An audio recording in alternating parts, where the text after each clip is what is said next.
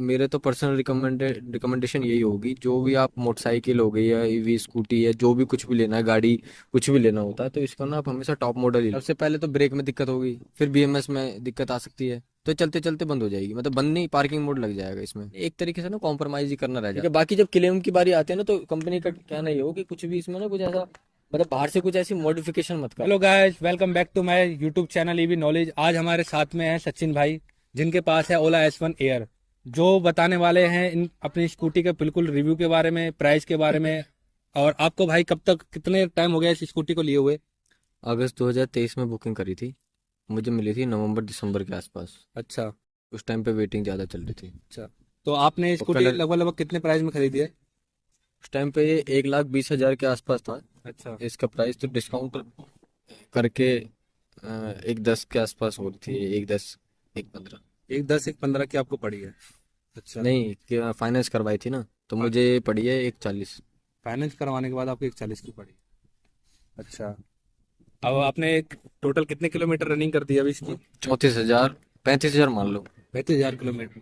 2 साल के अंदर लगभग लगभग आपने 35,000 किलोमीटर की इसकी रनिंग पूरी कर दी है।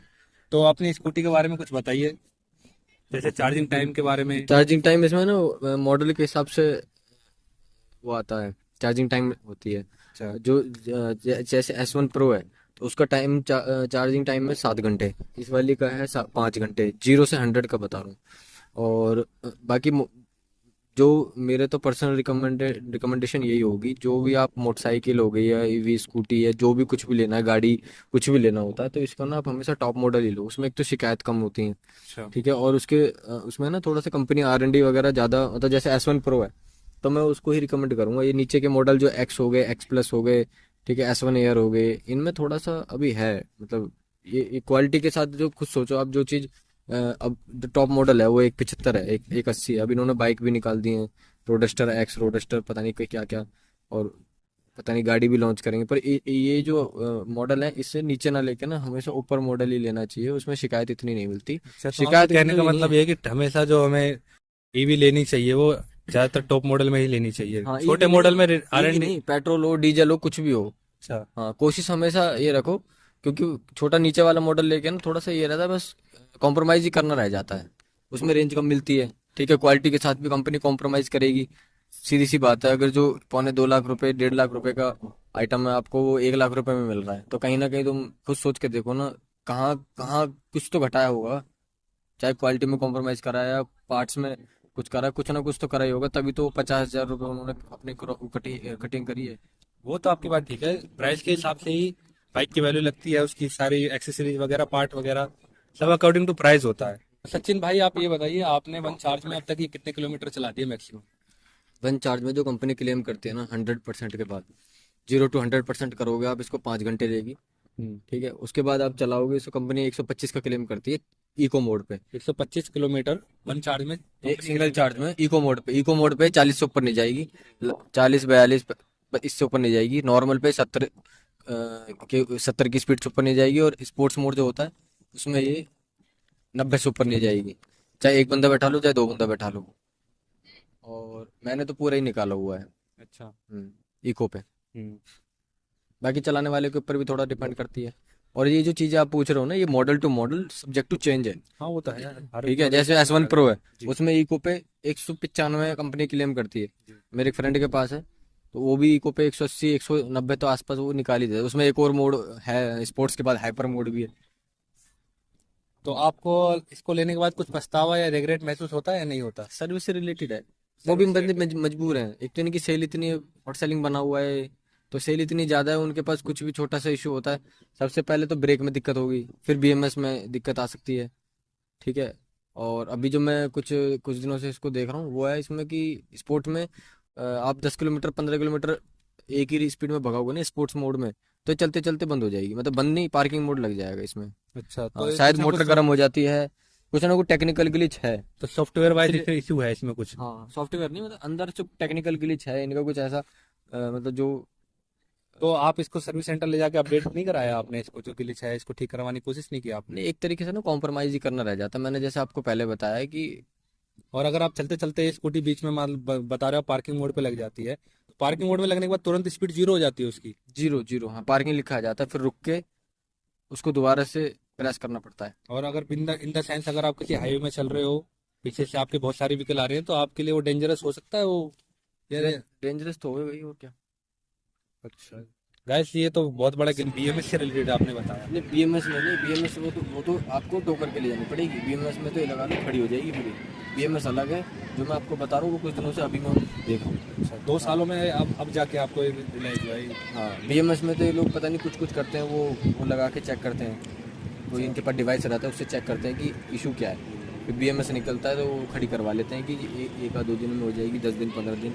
वो उनके ऊपर, उसके ऊपर बात है कि उनके पास कितनी स्कूटर ठीक होने के लिए आए। तो भाई सचिन, आप इस स्कूटी से क्या वर्क करते हो अपना?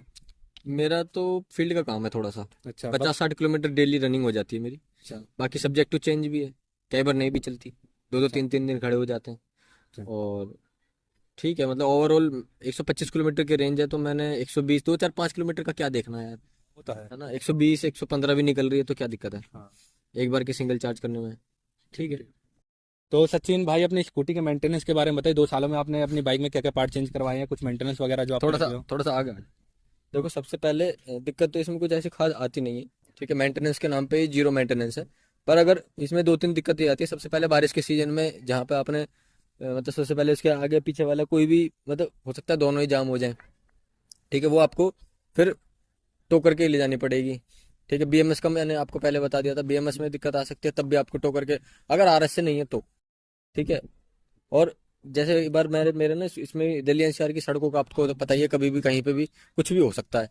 तो वहां पे एक बार गाय आ गई थी, गाय से जब ये टक्कर हुई तो एक बार ये पूरा पैनल डैमेज हो गया था। ये मैंने मतलब ले दे के करवा लिया बस जैसे तैसे बाहर ये से। आपने बाहर से करवाया हाँ पहले? ये मैंने बाहर से करवाया। क्या कॉस्ट आगे लगी लगभग लगभग आपने बाहर से करवाया तो? वो थोड़ा सा कॉन्फिडेंशियल है, उसका मत पूछो आप। पर ये है कि कुल मिला के मैंने करा लिया, ठीक है। और इसका ये जो इंश्योरेंस है, वो सॉरी वो हॉर्न है, हॉर्न में दिक्कत हो गई थी, तो हॉर्न पूरा बैठ गया था, हॉर्न ठीक करवाया। ये इसमें एक्सीडेंट, इसमें मतलब गाय आ गई थी, इस वजह से थोड़ा से हिले हुए, आपने देखा होगा, ये हाँ, ये आपने लगवाए हुए दोनों हैं तरफ मैंने, टाइल लगा ठीक है। रखी है। शीशे मेरे मतलब ऐसे हिल गया था, वो तो मैं हटाई दिए फिर मैंने, ठीक है। और उसके बाद मैंने टायर आगे पीछे वाले स्वैप करवा दिए थे, ठीक है। टायर टायर जब मैं नया लेने गया तो मेरे टायर चले थे 30,500 किलोमीटर सिंगल। जब से वो आई थी, जब से ये लिए मैंने 2 साल में, मैंने वो भी हैरान हो गया था भैया कि कैसे चला दिया आपने इतने। तो मैंने आगे पीछे वाले स्वैप करवा दिए थे, मतलब पीछे वाला आगे, आगे वाला पीछे। और आगे वाला जब करवाया था मैंने तो उसमें वो ट्यूबलेस था, मैंने ट्यूब वाला करवा दिया था, ठीक है। उससे मेरी थोड़े से और चल गए। उसके बाद फिर मैंने अब जाके ये डलवाए हैं दोनों आगे पीछे वाले, मतलब 30,520 के बाद मैंने टायर नए डलवाए हैं। तो मैं बाकी अगर इतनी कोई आपसे खास। तो अगर मैं आपसे एक टोटल आइडिया लूं कि 2 सालों के अंदर आपने अपनी स्कूटी पर लगभग लगभग कितने ये रुपए खर्च करते हैं मेंटेनेंस में? मेंटेनेंस नहीं बोलूंगा मैं इसको ना, ये वो है जो मतलब इतना तो ये मांगती है यार। ये नहीं भी अपना ये इतना भी नहीं करोगे तो फिर फायदा क्या, चला रहे हो आप, वो बात आपकी ठीक है। क्लियर है, बट अब जैसे जैसे आना जाना, आइडिया मिल जाता तो कुछ हिसाब से। आइडिया तो वो ये 2 4 5 हजार 10 हजार मैक्सिमम, 10,000? इससे ज्यादा कुछ नहीं, ठीक। इतना है नहीं, बाकी इतने भी है नहीं, 8-10 हजार रुपये भी है नहीं, इससे नीचे ही है, ठीक है। और इसमें क्या था, बस 1-2 बार जैसे टो करके लेके गए वो मैंने खर्चा दिया, क्योंकि मेरे उसमें आरएसए नहीं था, ठीक है। और मैंने एक, वो लगवा लिया था पीपीएफ लैमिनेशन जो बोलते हैं, ठीक है। बाकी जब क्लेम की बारी आती है ना, तो कंपनी का कहना ये हो कि कुछ भी इसमें ना कुछ ऐसा, मतलब बाहर से कुछ ऐसी मॉडिफिकेशन मत करवाओ, ठीक है, जो आपको आगे चल के दिक्कत हो, चाहे वारंटी स्कूटी के हो लिए बाइक खतरा हो हो। जाता है अगर बाहर से आप कुछ कराओगे तो खतरा नहीं वारंटी। होता यार, वो ये कहते हैं कि भाई मत कराओ, मतलब बस आपके अपने लिए भी सेफ है और इसमें इसके लिए भी सेफ ही है। आरटीओ के हिसाब से भी उसमें मॉडिफिकेशन नहीं करवाना चाहिए। कलर चेंज करवा दिया जी, पीपीएफ इतना लगवा दिया, कलर का पता ही नहीं चल रहा कौन सी स्कूटी है। आरसी पे नियोन कलर आ रहा है, जैसे नियोन कलर है, इसीलिए मुझे इस पे वेटिंग भी मिली थी। नियोन कलर पे वेटिंग थी शुरू में। कलर पे भी मतलब वेटिंग बढ़ जाती है थोड़ी। हाँ हाँ, तो बाकी कई कलर में आती है, कलर का कोई वो नहीं। तो आप पूरे सेटिस्फाई हो इससे? सेटिस्फाई सर्विस को लेके नहीं हूँ। उनके बेचारों की, जो लड़के हैं ना, वो ज्यादा सैलरी नहीं है उनके पास, वो लेके जाते हैं, वो उनके पास पहले ही इतना वो लगा रहता है कि वो कस्टमर ही इतने हो गए हैं, क्योंकि तो आपने सर्विस कहाँ से करवाई है इसकी? सर्विस में जीरो, कोई इसमें कोई ना तो फिल्टर चेंज होना ना ऑयल चेंज होना, क्या है सर्विस है, कुछ भी नहीं। बस तरीके से सलीके से अपना चलाए जाओ। और मेरे हिसाब से तो इसमें जीरो मेंटेनेंस है, इसको मैं मेंटेनेंस नहीं बोलूंगा, मेंटेनेंस के नाम पे कुछ नहीं लेती। तो सचिन भाई, आप क्या इस स्कूटी को दूसरे लोगों को रिकमेंड करोगे? नहीं, क्यों? इसको नहीं करूंगा। इसका जो टॉप मॉडल है ना S1 Pro, उसको करूंगा। अच्छा, उसमें और इसमें आपको क्या डिफरेंस लगता है? उसमें इसमें इसमें रेंज ज्यादा है, उसमें जो एक्सपीरियंस है ना, जो फीडबैक है, यूजर एक्सपीरियंस, जैसे जो चलाने वाला बंदा है वो खुद बता देगा आपको। अच्छा, ठीक है। कुल मिला के आपको इस स्कूटी से आप सेटिस्फाई नहीं हो? इस वाले मॉडल से नहीं हूँ। तो आपने मॉडल खरीदा क्यों था? खरीद लिया बस, उस टाइम पे थोड़ा बजट का फाइनेंशियल वो था, थोड़ा दो पैसे इसमें कम हो जा रहे थे, डाउन पेमेंट करके मैंने ले ली। तो गाइज मेरी कंडीशन में थोड़ा केस अलग है। मैंने अब तक इस बाइक पे अराउंड अराउंड बाहर से तो कुछ पैसे कुछ मैंने इसमें कुछ करवाया नहीं ज़्यादा।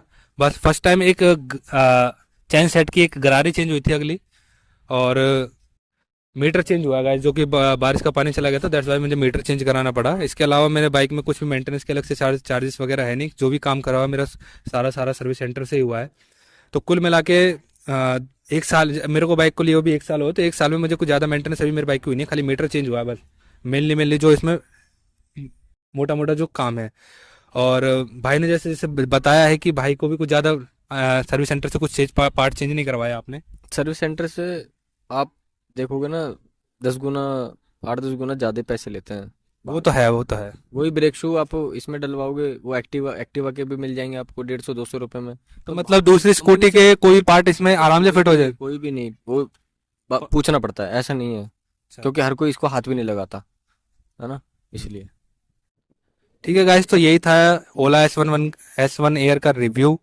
और भाई ने सारा कुछ इस वीडियो में क्लियर कर दिया है कि उनको ये स्कूटी लेना कैसा लगा, कैसा नहीं, क्या बेनिफिट्स लगे भाई को इसके, एक क्या जो मेंटेनेंस चार्जेस है। ना, एक मेन जो रहता है ना बम्प का, वो मैंने बम्प के इसमें जो लगा होता है ना, उसकी वजह से ये भी ली थी मेन बम्प रीजन। कैसा, एक बार आप पास से बम्प दिखाइएगा। उसमें बीच में ना, ये ऐसे ऐसे लगाया हुआ था उन्होंने ऐसे, तो उसमें सिलेंडर हो गया, पानी की बोतल या जैसे घरेलू कुछ सामान हम लेके जाते हैं, तो उसमें थोड़ा सा दिक्कत होती थी, तो मैंने इस चीज का वेट करा था मैं, वरना S1 Pro तो मैं लेने के लिए बहुत पहले ले तो लेता। S11 प्रो में ये बम्प है, बम्प है? ऐसे ऐसे ये वाला ना, ये ऐसे पूरा आपको पीछे तक मिलेगा। अच्छा, तो एक तरीके से आप जैसे सिलेंडर वगैरह कुछ सामान रख के ले जाना है तो। घर का कुछ सामान हो गया कुछ भी, तो वो थोड़ा सा रखने में दिक्कत होती है, या तो उसको पीछे रखो या फिर डिग्गी में रखो, डिग्गी खाली करो पहले, डिग्गी में तो स्पेस ठीक ठाक है इसमें। तो गाइस यही था इस वीडियो में कंपैरिजन S1 एयर का और रिवोल्ट RV+1 का। मिलते हैं गाइस जब तक नेक्स्ट वीडियो में। और अगर आपने मेरी ओल्ड वीडियो नहीं देखी है तो डिस्क्रिप्शन में आपको लिंक मिल जाएगी, जिसमें मैंने फुल कंप्लीट बता रखा है अपनी RV+1 के बारे में। और एक फुल रेंज टेस्ट मैंने किया हुआ है इससे दूसरी वीडियो में भी, वो भी आपको डिस्क्रिप्शन में मिल जाएगी, जिसमें मैंने 160 किलोमीटर का एक फुल रेंज टेस्ट किया हुआ है RV+1 के बारे में। तो गाइस इस वीडियो में बस इतना ही, मिलते हैं नेक्स्ट वीडियो में, तब तक के लिए जय हिंद।